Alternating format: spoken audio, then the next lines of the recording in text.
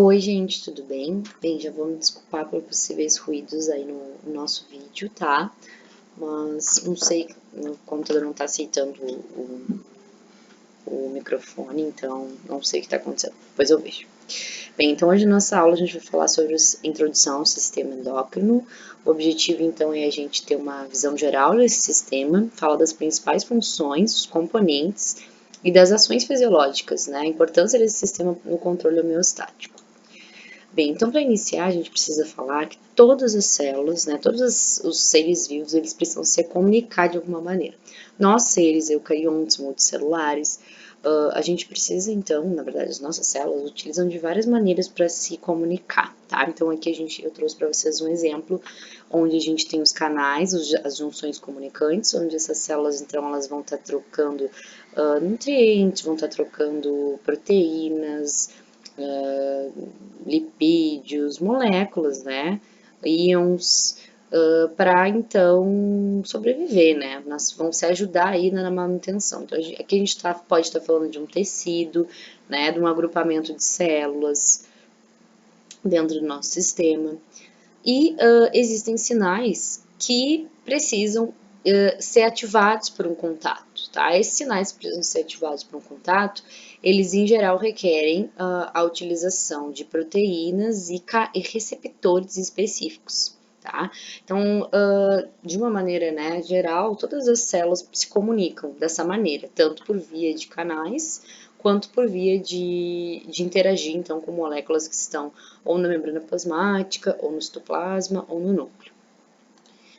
Eu vou começar então falando um pouquinho para vocês da importância desse sistema endócrino e do sistema nervoso para garantir a homeostase do nosso organismo, tá?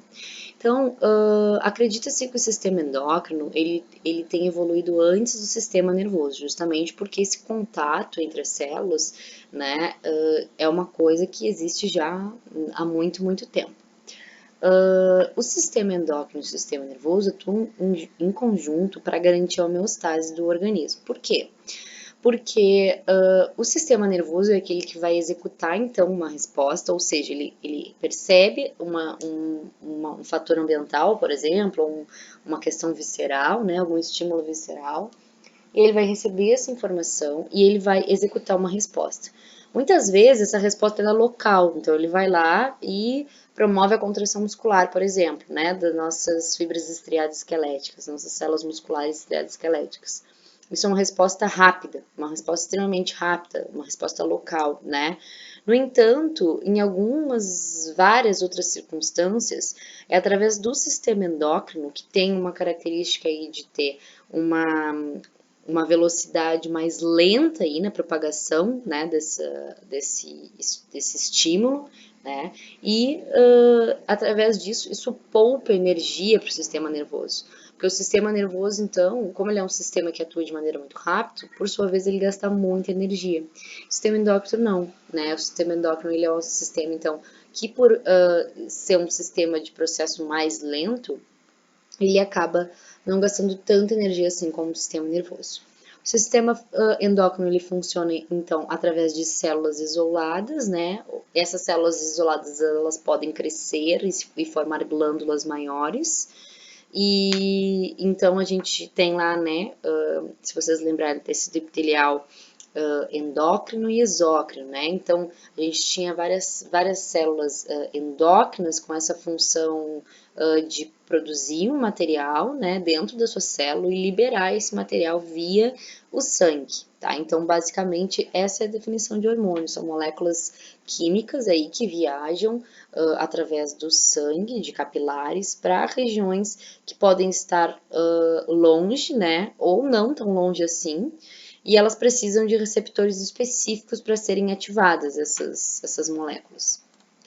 Então, a gente, né, vê que os dois sistemas de controle agem de maneira integrada, garantindo a homeostase do organismo e tornando-o operacional para se relacionar com o meio ambiente. O sistema nervoso atua através dos neurotransmissores, é uma resposta rápida e de curta duração, e o sistema endócrino atua através dos hormônios, usualmente respostas mais lentas e prolongadas.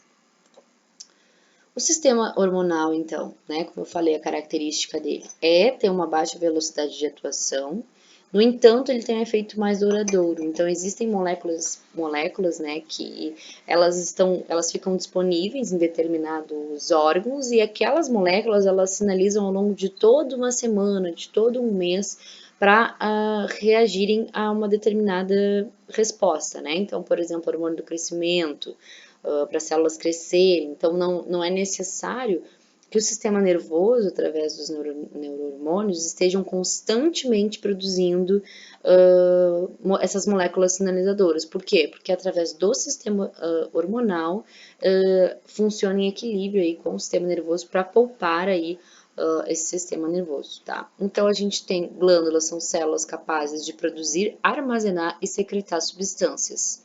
Hormônio é uma substância química que é produzida por uma parte do corpo, né, que pode ser uma célula ou glândulas, e que atua no sentido de controlar ou ajudar a executar alguma função, tá?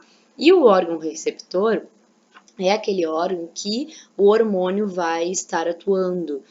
Então, para esse hormônio atuar, ele precisa de receptores específicos. E aí, dependendo do hormônio, né, a gente vai ter receptor específico no local do órgão, né, que vai executar essa informação. Então, aqui eu trago para vocês uma via, né, que é onde a gente tem, então, uma molécula sinalizadora, que se liga a uma proteína receptora, que vai então receber essa sinalização, vai ativar outras moléculas, tá? A chegarem a proteínas-alvo e gerar uma resposta, tá? Então, essas proteínas receptoras ativam moléculas sinalizadoras intracelulares que vão alterar a sua conformação, tá? E aí elas vão então ajudar vão alterar a conformação de proteínas-alvo e vão gerar então uma resposta. Mas esse é o esqueleto da via de sinalização celular, que é super importante aí, né? Aquela que a gente tem chamada cascata de sinalização dentro da célula, né? Então, uma parte aí da biologia celular, também tem bastante questão da biologia molecular, que traz então todas essas vias de cascata de fosforilação. Então, os mecanismos de ação humoral, né? A gente já pode considerar, né, a partir dos sinais autócrinos e sinais parácrinos, um mecanismo de ação humoral, né? Que é quando os sinais autócrinos são quando uma célula ela produz, né, a sua molécula. Essa molécula ela vai ser ativada, ela age em cima dela mesma, tá? Então aí a gente tem algumas células que passam então promovendo esse estímulo nelas mesmas. Isso são os sinais autócrinos, né? Auto vem de nelas mesmas. Os sinais podem ser parácrinos, para vem de lado, né? Então esses sinais eles podem ser um pouquinho mais longe do que essa célula aí, da célula que gerou essa resposta, né? A resposta não, a sinalização, né? A primeira sinalização celular. Então, novamente, precisa de receptores. Esses receptores eles podem estar em células adjacentes ou em células mais distantes aí desse tecido, tá? Quando a gente tem uma célula endócrina, a gente vai ter então a liberação de um hormônio, né? Esse hormônio ele vai viajar aí ao longo do sangue e vai chegar na sua célula-alvo, tá? Então percebam que para que essa resposta ela seja executada, precisa que seja ativada o receptor, tem um receptor específico. Então é dessa maneira que o sistema entende, né? E aí existem milhões de receptores específicos. O que são esses receptores? São nada mais é do que as proteínas, né? Os que existem na membrana plasmática da célula, não só na membrana plasmática, mas como dentro da célula, dentro do núcleo, tá? Celular. Então é dessa maneira que a resposta via hormônio, o mecanismo de ação humoral via hormônios são produzidos. Depois a gente tem os neurotransmissores, né, que é quando ocorre o sinal elétrico, e esse sinal elétrico, né, ele vai liberar a parte dos neurotransmissores, a parte química, né? Então a gente não tá falando de sinapse elétrica, tá? Só para vocês não confundirem, é uma sinapse química, porque a gente tem os receptores aqui, tá? A sinapse elétrica não tem esses receptores, ela passa, né, de um lado para o outro, pode passar. Então aqui a gente tem os neurotransmissores com a célula-alvo que vai atuar lá diretamente no alvo, que pode ser, por exemplo, aqui, né, as nossas células, o nosso neurônio motor, que atua lá nas nossas fibras estriadas esqueléticas, né? Aqui a gente vai ter, então, o que a gente chama de neurohormônio, que é situações onde o neurônio, né, ele vai liberar neurotransmissores, esses neurotransmissores vão viajar aí ao longo das células, dos tecidos, dos órgãos e vão chegar a uma célula, um órgão específico com a sua resposta aí específica, tá? Então é importante lembrar que esse sistema sempre vai funcionar como chave e fechadura, sempre vai ter um receptor específico para uma porta, digamos assim, né? Aí a gente tem dois tipos de hormônios, os esteroides e os peptídicos. Então vamos falar primeiro dos esteroides. Os esteroides, eles são derivados da molécula de colesterol, tá? Então, eles são lipídicos, eles são lipossolúveis, então isso quer dizer que eles têm afinidade, né, por a parte lipídica, e eles passam facilmente pela membrana plasmática, tá? O mecanismo de ação dele vai ser ativar o gene, que a gente vai ver um pouquinho mais pra frente. Então, aqui a gente vai ter, né, dois exemplos de hormônios esteroides. A gente tem o estradiol e a gente tem a aldosterona e o cortisol. O cortisol, então, é um hormônio do estresse, né, que atua aí em vários sentidos na nossa fisiologia. A aldosterona é um hormônio, então, que está relacionado com a parte renal. Estradiol é um hormônio que tem ações, né, no desenvolvimento aí dos folículos ovarianos, na parte reprodutora. E são dois exemplos, então, de hormônios esteroides. Qual é o mecanismo de ação desses hormônios esteroides? Como eles têm um perfil lipídico, eles precisam de uma proteína, tá? Para carregá-los aí no meio aquoso, né? Então, uma vez que essa proteína chega na célula alvo, tá? Libera, né? Então, aqui a gente tem o vaso, né? O líquido intersticial e aqui está a nossa célula, que é o citoplasma da nossa célula, núcleo, né? Então, a gente vai ter, então, esse hormônio que vai passar livremente pela membrana plasmática.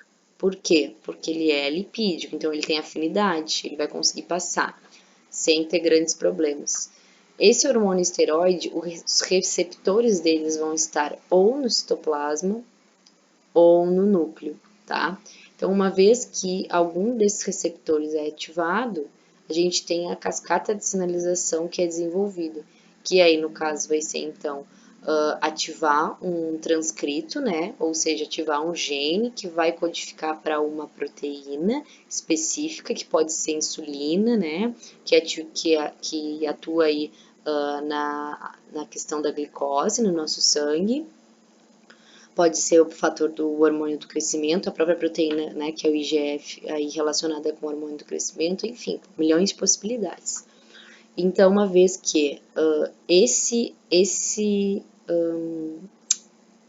hormônio, né, ele atinge um dos alvos, então aqui vai se atingir aqui, ele vai vir aqui e vai passar para ativar esse outro, né, vai ter toda uma cascata de sinalização. Uma vez que atinge esse alvo, então a gente vai ter uma resposta sinalizadora, onde vai ser transcrição do RNA mensageiro, a tradução, que é feita pelos ribossomos, né, e aí a gente tem o processamento dessa substância, né, dos hormônios esteroides, então, com a finalidade de produzir algum tipo aí de substância, tá, que está relacionada com a via esteroide, o hormônio esteroide. Aí a gente tem os hormônios polipeptídicos ou não esteroides. Tá? Então, esses hormônios polipeptídeo, peptídeo a palavra vem de proteínas, tá? Então, esses polipeptídeos são derivados de proteínas e as proteínas são produzidas Pelos aminoácidos. Então, a gente tem aí 20 tipos de aminoácidos, né? Esses aminoácidos, eles podem ser combinados e gerar muitos tipos de proteínas diferentes, que aí a gente entra lá na questão um pouquinho da biologia molecular e celular, que é de splicings alternativos, né? Onde a gente tem uma sequência de um gene que pode codificar proteínas diferentes, certo? Então, esse é o perfil de maior tipo de hormônios que a gente tem, tá? Então, a maioria dos hormônios são polipeptídicos. E esses, aqui eu trouxe para vocês a tirosina, né, que é um aminoácido precursor das catecolaminas e dos hormônios da tireoide. Então, aqui são as catecolaminas, aqui são os hormônios da tireoide. Então, nas catecolaminas a gente tem dopamina, noradrenalina, adrenalina, que são, então, hormônios extremamente importantes, regulam aí várias questões essenciais do nosso corpo, inclusive a própria via da luta e fuga, né, ativada aí pela adrenalina. A gente vai ter o T3 e o T4, T3 e o T4, que são hormônios, então, que são também extremamente importantes, estão relacionados aí com a calcificação dos nossos ossos, a liberação de cálcio, de fosfato pro meio, né, celular, isso tem a ver com contração muscular, por exemplo. Esses hormônios peptídeos, qual é o mecanismo de ação deles, tá? Eles precisam de uma proteína na membrana plasmática para eles serem ativados, tá? Então aí a gente tem esses hormônios, eles não podem entrar diretamente, né? Porque eles têm o perfil proteico, não lipídico, então eles não conseguem passar a bicamada lipídica, mas ao mesmo tempo eles viajam aí tranquilamente no sangue. Então, para eles serem ativados, eles precisam então dessas proteínas. E aí, em geral, a gente tem várias proteínas e a gente vai ter toda uma cascata de sinalização, né? Que aí entra a questão da fosforilação, né? Onde então, o que é a fosforilação? É quando a gente tem a adenosina trifosfato, que é o nosso ATP, né? Então, é uma adenosina, um grupo ribose e 3 fosfatos. Então, uma vez que uma proteína fosforila outra proteína, a gente tem a quebra de um desses fósforos, que é onde libera então a energia, tá? E aí essa rede de sinalização vai gerar uma resposta celular, tá? A gente tem alguns perfis aí de receptores diferentes, então a gente tem receptores aí que são através de canais, então uma vez que ativa esse canal, né, que essa molécula sinalizadora, ela chega no canal, se abre o canal para entrada aí de substâncias, de íons. A gente tem receptores enzimáticos, né, receptores acoplados à proteína G, que é então uma grande família aí de proteínas que é super importante, está relacionado com várias disfunções aí inclusive câncer, né, quando ocorrem mutações nessas proteínas, nos genes, né, que aí acometem mutações nas proteínas, na codificação das proteínas. A gente tem as integrinas também, que são aquelas, por exemplo, que participam do citoesqueleto, tá? Bem, daí então, agora eu vou trazer para vocês um quadro, né? Esse quadro, toda essa aula foi baseada no capítulo da DI, tá? De sistema endócrino, da fisiologia integrada, né? E aí, agora eu vou mostrar para vocês, mais ou menos, quais são as principais glândulas, né, descritas, os principais tipos de glândulas, se são glândulas ou se são células, tá? Porque, olha, por exemplo, aqui no fígado, a gente tem células que são responsáveis pela produção de hormônio. A gente tem glândulas e a gente tem neurônios. Então, dependendo de onde que tá esse local, essas estruturas, né?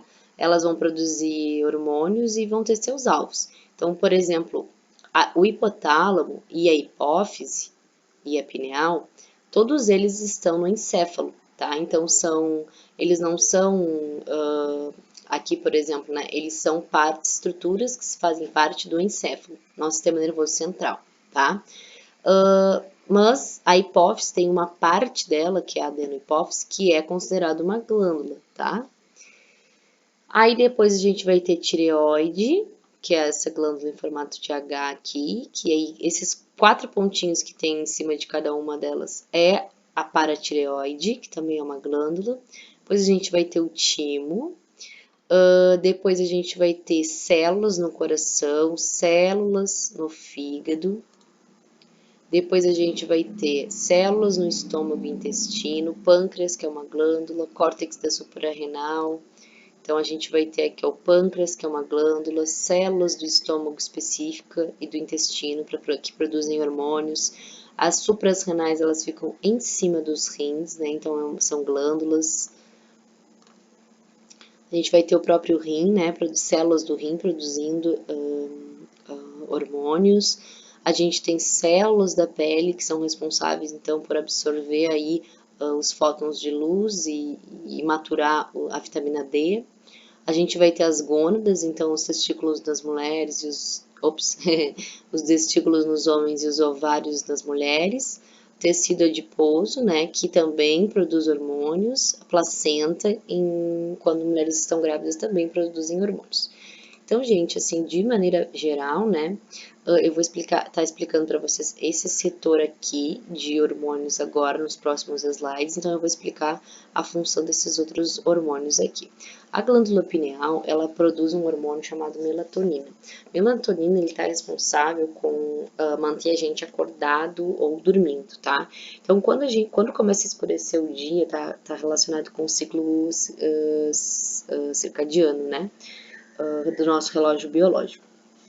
Quando começa a escurecer, a gente começa a ter um pico, né, um aumento dessa melatonina no nosso sistema nervoso, tá?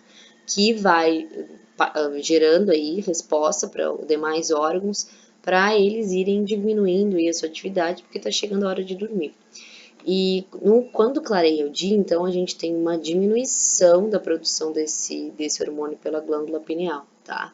E os alvos é o encéfalo, mas também, como eu falei, demais tecidos.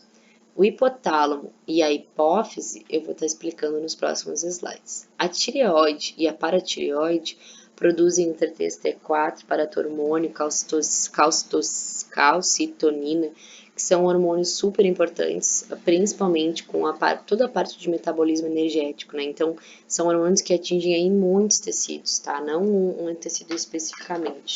Mas, por exemplo, o T3, o T4, esse hormônio da paratireoide, a calcitonina, são hormônios aí que estão muito relacionados com a deposição de cálcio pelas células nos ossos, tá? Então, eles regulam aí, durante toda a nossa vida, essa quantidade de cálcio.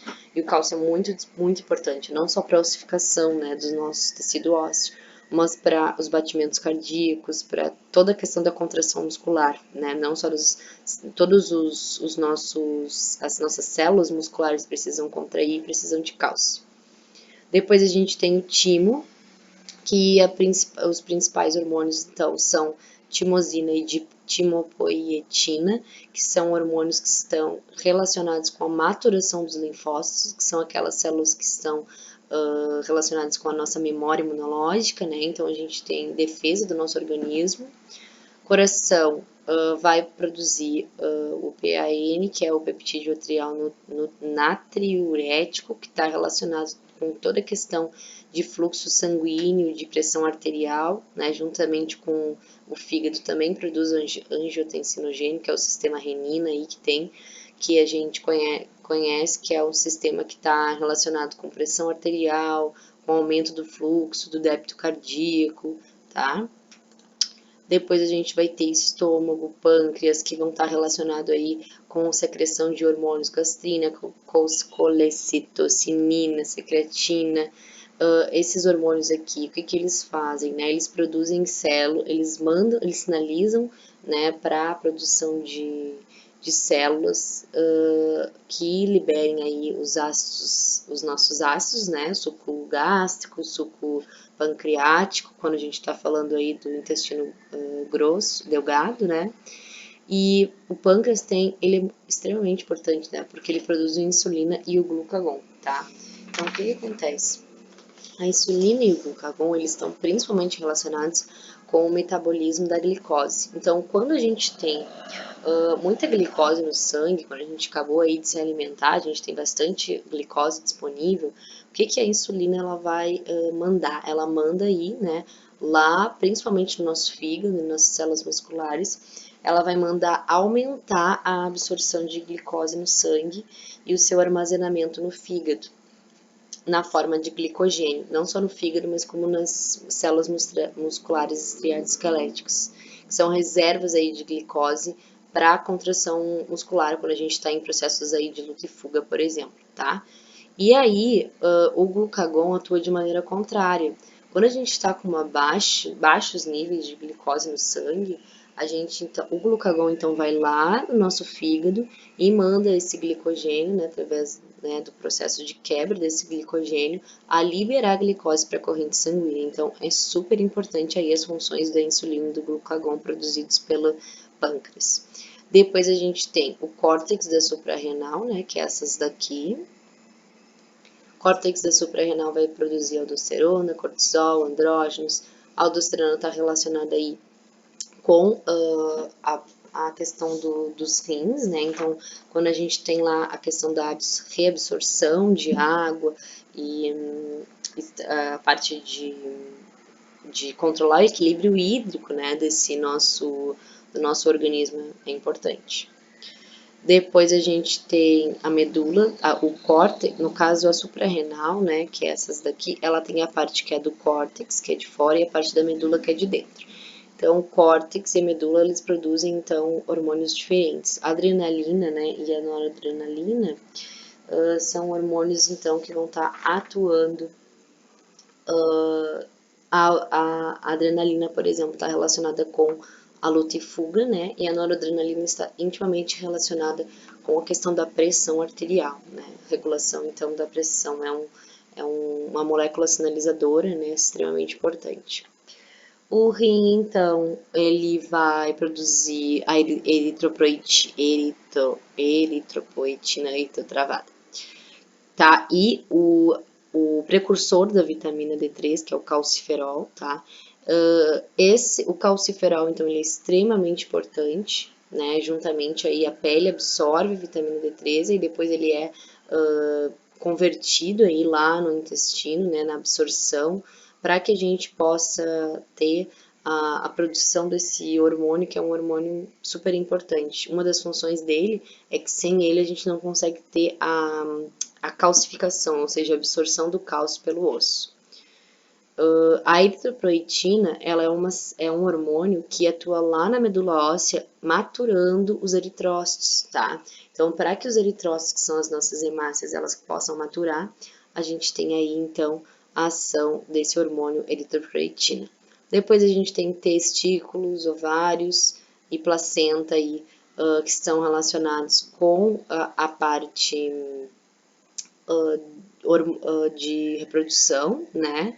Temos tecido adiposo, né, que forma o hormônio leptina, adiponectina, resistina, que também são tecidos importantes na questão de guardar aí reservas energéticas de glicose, né, de ácidos graxos, para serem aí convertidos em glicose quando necessário.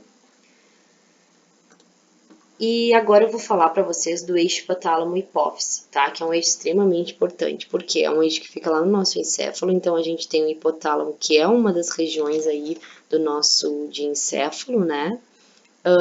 Esse hipotálamo, ele tem uma parte que a gente chama de neurohipófise, porque é uma parte que se estende aí desse hipotálamo, e é então a origem embriológica é tecido neural, e a gente tem uma parte que é a adenohipófise, que é a verdadeira parte de glândula endócrina, tá? De origem epitelial. Então agora eu vou falar para vocês da neurohipófise. A neurohipófise, como que acontece? Na verdade, a função dela é armazenar e secretar, então, os hormônios que são produzidos lá no hipotálamo.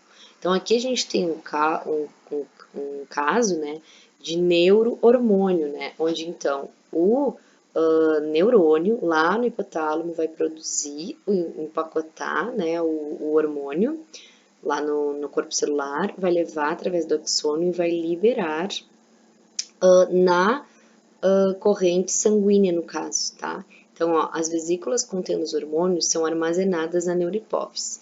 E aí, uma vez que seja necessário, esses hormônios, então, vão ser liberados no sangue, tá? Então, é dessa maneira que acontece a liberação do hormônio pelo hipotálamo na neurohipófise. Os dois principais hormônios que são produzidos aqui é a ocitocina e o ADH. A ocitocina, ela está relacionada com, ela atua no útero, né, quando as mulheres estão grávidas, promovendo então a contração na hora do parto e também atuando sobre as glândulas mamárias, fazendo então com que ocorra o estímulo da contração para ver leite, né? O ADH, que é o segundo hormônio produzido pela neurohipófise, desculpa, não é produzido pela neurohipófise, é produzido pelo hipotálamo e armazenado na neurohipófise. É o ADH, tá? E esse ADH, então, ele vai estar controlando, né, o equilíbrio osmótico, hídrico do nosso organismo, principalmente atuando lá no ducto coletor. Lembra lá do nosso néfron, que a gente estudou em sistema renal? Então, esse líquido, ele passa aí, então, esse ADH passa controlando os líquidos que precisam ser aumentados ou diminuídos, né? E aqui a gente tem uma tabelinha, que é uma tabelinha bem clássica, dos 6 hormônios que são produzidos pela adenohipófise. Então, diferente da neurohipófise, que só armazena, né, não produz, a adenohipófise armazena e produz, tá? Então, olha só, a gente vai ter um estímulo também neuroendócrino, né? Neurohormonal. Então, a gente vai ter um estímulo lá do nosso hipotálamo saindo. Esse hipotálamo, ele libera, então, hormônios liberadores dos hormônios da adenohipófise. Então, a gente tem aqui, né, esses neurônios liberando os hormônios liberadores dos hormônios da adenohipófise. Então, quais são esses hormônios liberadores? A gente tem os hormônios liberadores da prolactina, que estimula a produção de leite. A gente tem o hormônio liberador da tireotropina, que é o TH, não é tireotropina, é tirosina, que é o TSH. O hormônio liberador das corticotropinas, que é o ACTH. O hormônio liberador da somatotrofina, hormônio liberador da somatotrofina, ou do GH, que é o hormônio do crescimento, é a mesma coisa, tá? Tem sua ação inibida pela somatostatina. E a gente tem os hormônios liberadores das gonadotropinas, que são as gonadotrofinas, que são os hormônios FSH e LH, tá? Então, eu vou explicar para vocês como esses hormônios atuam nos alvos endócrinos, tá? Ou não endócrinos. Então, olha só, o TSH, né, ele vai estimular a liberação do hormônio da tireoide. O hormônio da tireoide, então, a glândula, né, da tireoide, que vai liberar o hormônio da tireoide e vai atuar sobre muitos tecidos. Depois que o hormônio liberador da região do córtex é produzido, o ACTH, então, vai liberar a adenipófise, né, libera o ACTH, que vai estimular lá no córtex da suprarrenal, em cima dos rins, a liberação de cortisol. Não só de cortisol, né? Pode ter outros hormônios aí, não precisa ser só do córtex também. Depois a gente tem o hormônio liberador da somatotrofina, né, que é o GH, é o hormônio, então, do crescimento, que vai estar atuando aí no fígado, através dos IGFs, que são os fatores de crescimento. E esses fatores de crescimento, eles atuam, então, eles têm receptores para eles em todos os tecidos aí. O FSH e o LH são hormônios, então, que vão ser liberados para atuar em cima das gônadas, tanto masculino quanto feminino, tá? Então, o FSH, ele vai atuar, deixa eu ver aqui. O FSH, ele vai atuar em cima dos receptores masculinos, os andrógenos, principalmente formando a testosterona, tá? E o hormônio, esse daqui, né, que é o hormônio, o FSH é o hormônio folículo estimulante, o LH é o hormônio luteinizante. Então, esse hormônio também vai atuar liberando a progesterona e os estrógenos, que vão estar aí maturando os óvulos, maturando os folículos, estimulando a liberação do óvulo, né? Então o ciclo da mulher aí é extremamente mais complexo do que o dos homens. Então a gente vai ter então muitos desses hormônios aqui que são então liberados, que são produzidos e liberados através do comando, né, inicial da parte dos neurônios hipotalâmicos. Eles vão estar então produzindo, né, e secretando aí os hormônios que forem ser necessários, eles atuam em todo o organismo, tá? Todo o organismo mesmo. Aqui eu trago para vocês o sistema porta, né? Que é esse sistema aqui de vasos que vocês estão vendo. Esse sistema porta, ele é muito importante, tá? Por quê? Porque lembra no início da aula que eu falei que o sistema nervoso e o sistema endócrino atuam junto, que é importante o sistema endócrino ele se desenvolveu aí para ser tipo um suporte para o sistema nervoso, porque o sistema nervoso é um sistema caro, né? Um sistema que gasta muita energia.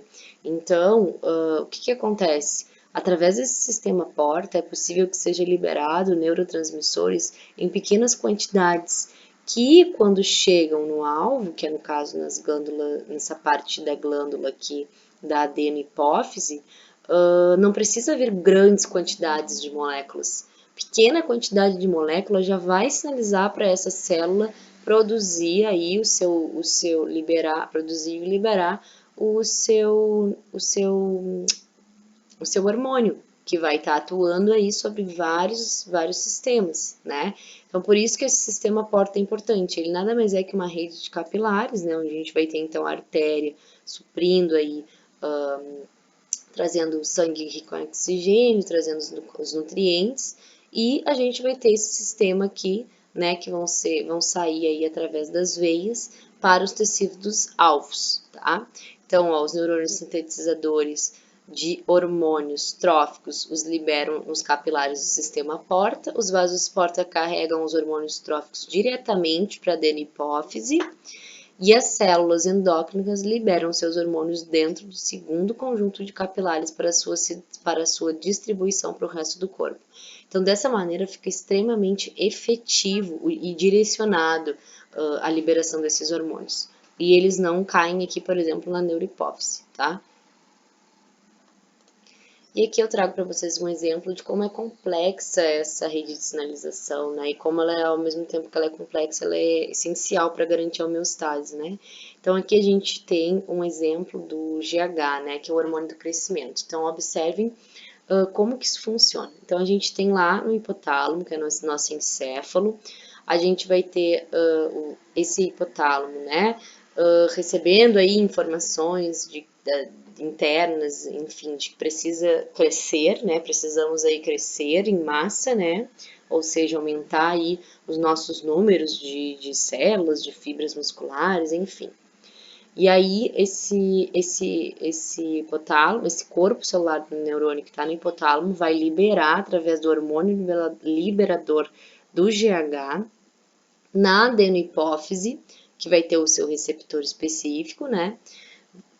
Vai liberar em pequenas quantidades que vai atuar aqui na adenohipófise. As células endócrinas da adenohipófise vão produzir o seu GH, tá? Ó, GH, que vai chegar lá no fígado, em outra células alvos do fígado, e lá esse vai ter também novamente outro receptor específico que vai mandar produzir IGF, que é o receptor do fator de crescimento. São a execução aí, né, da resposta do fator de crescimento. Esse fator de crescimento vai chegar nos ossos, tecidos moles e gerar o crescimento. Então percebam como que é complexo, como precisa de vários sinalizadores e receptores aí específicos para que chegue no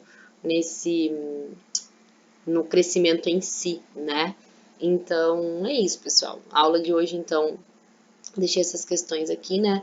A aula de hoje, então, eu queria que vocês entendessem a importância desse sistema endócrino, né, no quesito de poupar o sistema nervoso, pela questão aí que eu falei, né, da questão do ATP, da questão de que é um sistema que o sistema endócrino é um sistema mais lento, porém a durabilidade dele é maior, né, no sentido de que essas moléculas que são produzidas, elas ficam aí, elas ficam nos tecidos aí durante semanas, meses, né, então não há uma necessidade de o tempo inteiro o sistema nervoso estar produzindo neurotransmissores e atuar, né, no local.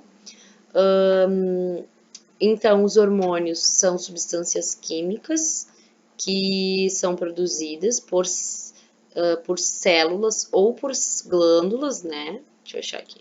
Por células ou por glândulas, então, que ficam ou no sistema nervoso, no encéfalo, ou ficam células isoladas em tecidos, como é o caso do fígado ou do coração, ou são células mesmo formando uma glândula, né? Que atua aí, então, todas elas para formar o hormônio, que são essas substâncias que vão viajar aí através da corrente sanguínea e atingirem aí uma célula-alvo para executar alguma função, que pode ser perto ou também pode ser longe de onde esse hormônio foi produzido, tá? Então, eu trouxe aqui para vocês, né, as principais glândulas, as principais ações desses hormônios, principais alvos. Então, é uma rede bastante complexa, né? Com o passar dos semestres aí vocês vão estar estudando cada um deles. E também aqui se atentem, né, aos dois tipos de hormônios que a gente tem, que é os esteroides e os polipeptídicos, e as vias de entrada desses hormônios. Então, o hormônio esteroide, ele precisa de uma proteína para carregar no fluido, né? Uma vez que ele chega na sua célula alvo, ele entra facilmente pela membrana plasmática e os receptores estão ou no citoplasma ou no núcleo, tá? E aí, a partir disso, ocorre uma cascata de sinalizações que vai gerar, então, a informação dessa nova molécula que vai ser produzida, tá? E os hormônios peptídicos, por sua vez, eles precisam de proteínas de membrana para ativar a sua cascata de fosforilação, que vai executar aí uma resposta, tá? Então, uma vez que ocorre a ligação do hormônio no seu receptor, vai acabar mudando a configuração de proteínas, né? E aí, uma vez que vai mudando essa configuração, vai acontecendo as vias de sinalização aí para promover uma resposta celular, tá? Então é isso, gente. Agora com áudio, então, né? Mando para vocês. Qualquer dúvida, vocês falem comigo aí, tá? Beijinho, bons estudos.